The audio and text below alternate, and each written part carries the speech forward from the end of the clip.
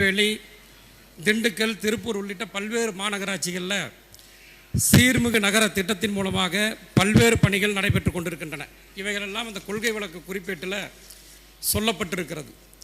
அந்த சீர்மிகு நகர திட்டத்தில் என்னென்ன பணிகள் செய்கிறாங்கன்னா, நடைபாதை, சைக்கிள் பாதை, பூங்கா வசதி, மாதிரி சாலைகள், பூங்கா மேம்படுத்துதல், இப்படி பல்வேறு பணிகள் செய்யப்படுவதாக சொல்லப்பட்டிருக்கின்றன.